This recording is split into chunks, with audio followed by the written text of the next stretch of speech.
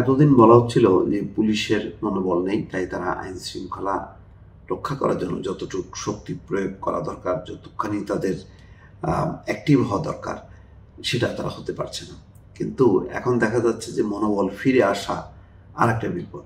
সেটা কি? মনোবল ফিরে এসে তারা এখন উল্টা চাঁদাবাজি শুরু করছে, অথবা সেই পুরনো ধারায় যে থানাগুলো দিয়ে ঘুষ আদায় করা, মানুষকে জবরদস্তি করা, এই সমস্ত ঘটনা যেগুলি ঘটেছে আগে, যে থানার মাধ্যমে ব্যবসায়ীদেরকে অপহরণ করা, তাদেরকে চাপ দিয়ে টাকা আদায় করা, নানা রকম ঘুষ লেনদেন তো আছেই। তো সেই ঘটনাগুলো যদি আবার আসে মনোবল ফেরার নামে, তাহলে তো আর এক বিপদ। কেন বললাম দর্শক এই কথাগুলো? একটা রিপোর্টের প্রেক্ষিতে সেখানে বলা হচ্ছে গাজীপুরের কোনাবাড়ি ওসির বিরুদ্ধে মামলার ভয় দেখিয়ে 2 লাখ টাকা নেওয়ার অভিযোগ, ধামাচাপা দেওয়ার চেষ্টা। কি ঘটনা? গাজীপুরের এক ওষুধ ব্যবসায়ীকে ধরে নিয়ে অস্ত্র ও হত্যা মামলায় গ্রেপ্তার দেখানোর ভয় দেখিয়ে 2 লাখ টাকা নেওয়ার অভিযোগ উঠেছে নগরের কোনাবাড়ি থানার ভারপ্রাপ্ত কর্মকর্তা নজরুল ইসলামের বিরুদ্ধে। তিনি প্রথমে 5 লাখ টাকা দাবি করেন, পরে দেন দরবার করে 2 লাখ টাকা নেন। পরে এই ঘটনা ধামাচাপা দিতে ওই ব্যবসায়ীকে মেট্রোপলিটন অধ্যাদেশ প্রসিকিউশন মামলা দিয়ে আদালতে পাঠান। পরদিন আদালত থেকে জামিন পান ওই ব্যবসায়ী। 3রা জানুয়ারি রাতে নগরের কোনাবাড়ি বাজার এলাকা থেকে ওই ব্যবসায়ীকে ধরে নিয়ে থানায় নেওয়া হয়। পরদিন সকালে তিনি আদালত থেকে জামিন পান। ভুক্তভোগী ব্যবসায়ী হলেন কোনাবাড়ি হাউজিং এলাকার হোসেন আল মুন্সির ছেলে নুরুল ইসলাম।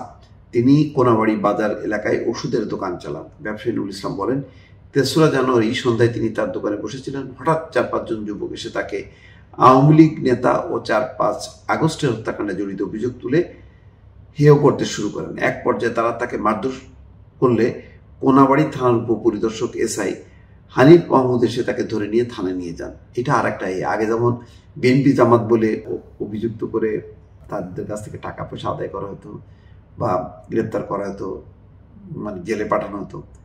এখন উল্টা, এখন মানে আওয়ামী লীগ তকমা দিয়ে এই কাজগুলো করা হচ্ছে। অনেক জায়গা থেকে অভিযোগগুলো আসছে, মানে সব অভিযোগ যে সত্য তা না, কিন্তু কিছু ঘটনা তো সত্য। হানিফ মাহমুদ এসে তাকে থানায় নিয়ে যায়। পরে থানা পুলিশ নানা প্রশ্ন করে, ভয়ভীতি দেখায়। তিনি নাকি 4 আগস্ট বাসন থানার সামনে ছাত্র জনতার উপর গুলি ও হামলা চালিয়েছে এমন অভিযোগ করা হয়। কিন্তু তখন তিনি ছেলেকে ভর্তি করার জন্য ভারতের শিলিগুড়িতে ছিলেন। ভিসার মেয়াদ শেষ হয়।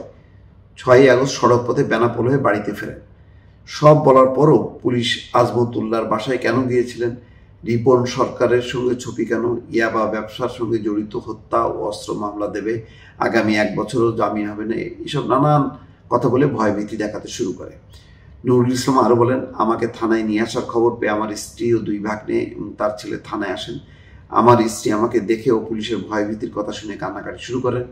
এক পর্যায়ে থানার মধ্যে সংজ্ঞাহীন হয়ে পড়েন। পরে ওসি নজরুল থানার এসআই উৎপল সার মাধ্যমে স্বজনদের জানান 5 লাখ টাকা দিলে পুলিশ সেভ করবে। পরে আমার ভাগ্নের দোকান থেকে 19,000 ও বাড়ি থেকে 56,000 টাকা সহ আত্মীয় স্বজনদের কাছ থেকে 2 লাখ টাকা নিয়ে ওসিকে দেন। কিন্তু তারপরও আমাকে ছেড়ে না দিয়ে মেট্রোপলিটন অধ্যাদেশ আইনে 4 তারিখ সকালে আদালতে পাঠায়। আদালত জামিন দিলে মুক্তি পায়।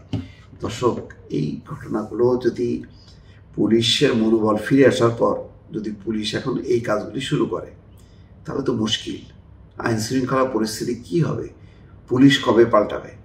বর্তমান পুলিশের নেতৃত্ব, পুলিশের আইজি, ডিএমপি কমিশনার, স্বরাষ্ট্র উপদেষ্টা সবাই বলছে যে পুলিশের একটি আমূল পরিবর্তন হবে, পুলিশ জনগণের সেবক হবে, পুলিশ রাজনৈতিকভাবে ব্যবহৃত হবে না। কিন্তু এই পুলিশকে কি আসলে ঠিক করা যাবে? দর্শক, এই প্রশ্নটা রাখলাম, আপনারা উত্তর দেবেন। ভালো থাকবেন। আল্লাহ হাফেজ।